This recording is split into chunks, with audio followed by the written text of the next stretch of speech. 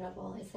Is there anything else that you would like to share, you know, with people out there listening right now that you think can kind of help people, you know, who are looking between places outside of the United States and then looking here in the U.S.? Yeah. Is there anything else you'd like to share? So there's so much to share. So I have a lot to say about, you know, a lot of different things in the stem cell arena, because I've been in this for 8 years and I've seen everything that's going on in the field.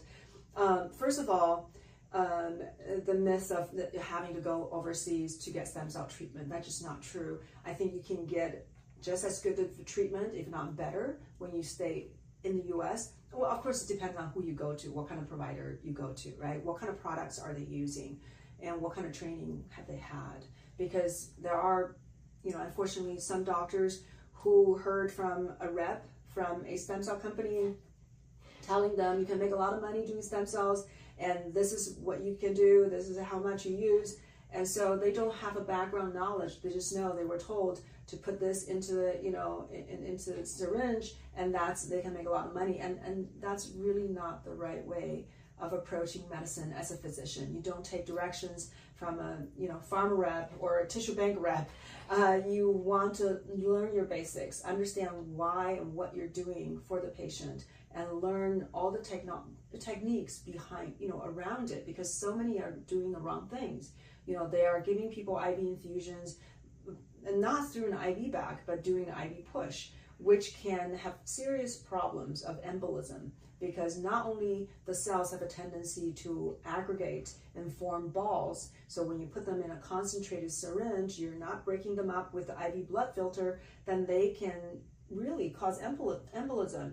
And also, you're concentrating the cells so much. Mesenchymal stem cells have a tendency to cause hypercoagulation when they're too concentrated.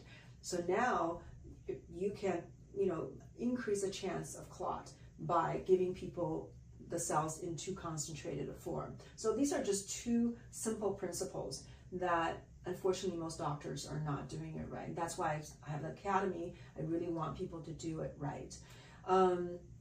So that's one thing, knowing your doctor, having had the right training, and is using the right product. What kind of product are they using?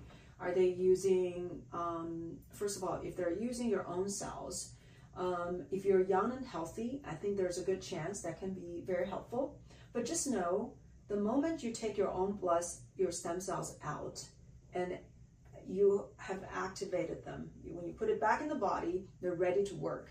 So once they have been activated, there's a finite lifespan. Once they finish their work, most of them will die, and you have just lost some of your stem cell supply. So just know that. Not to mention, if you get older, if you have any kind of disease, the cells are going to be less potent. So they will have accumulated more genetic changes, more toxins in the cells. They would have lost certain functions, and this has been proven over and over again. Their telomeres are shorter, their capability to differentiate is less, they are, you know, less able to secrete all these signals to, you know, promote changes. They're also less intelligent. They cannot, oftentimes they've lost the capability of recognizing cancer cells. This is why when we get older, the cancer rate is getting higher and higher. Your body is not able to mount an attack. It's like, oh, okay, I see you, your cancer cell, I don't know what that means. So, but if you are a umbilical cord stem cell, very early stem cell, the moment you see cancer cell, you know, okay, there's something really wrong with you. I think you should not exist. And they can send signals to get the cells to go into programmed cell death. But your own stem cells are just chilling with you, you know, getting old together and not really realizing there are things that it needs to do. And so when you getting those cells out, hoping those cells are going to help you to fight cancer, good luck. Sometimes it's going to make the cancer grow because it hasn't lost its ability to secrete factors to help things grow, but it has lost certain capabilities of recognizing cancer. So knowing that that's a risk you're taking. And this is why I'm not doing a person's own stem cells, because of that concern. And if you decide to use younger cells, which will be umbilical cord, that's the most popular, umbilical cord stem cells, ask your doctor, are you using umbilical cord blood cells? Are you using umbilical cord tissue cells? These are the two big camps. They're also amniotic membrane stem cells. What's interesting was that I've used all of them, and I've seen research studies on all of them. They all work for something, but not for everything. So what I did in the field is that I put everything together from the same donor.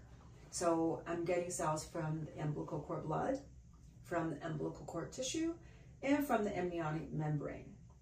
Because I always say God created, all these cells for a reason, right? And who am I to play God, thinking that I can just give you one of those cells and that's going to be good for everything, when research study has shown that nothing is good for everything, and they do work together. There's synergistic, there's a collaboration going on between the cells. So I'm bringing all these different cell types. So not only we have a large percentage of mesenchymal stem cells, we also have all these other cells from the umbilical cord blood, which are hematopoietic progenitor cells that can originate all the bloodlines, right? It's great for brain health, great for angiogenesis, that means forming new blood vessels. And we also have endothelial progenitor cells, which help repair your blood vessel lining, right? That's crucial for health of your entire body. And it also contains all these mononuclear cells, so very primitive immune cells that can help rejuvenate your immune system, which is crucial in how you can fight disease and cancer and aging. So when you use umbilical cord blood cells, you're incorporating all these cells. There are also some mesenchymal stem cells, very tiny fractions. This is why we're using umbilical cord tissue and amniotic membrane mesenchymal stem cells. We just call them MSCs. So these MSCs from the cord tissue or amniotic membrane or the cord blood, even though they're all called MSCs, they're all different. They can secrete different types of growth factors, and they can differentiate into different, organ tissue pathways. So they're not the same. So if we can harness the powers of all these different types, then we have a very comprehensive product that different cells can work together. I think that's why we're seeing such a good success rate.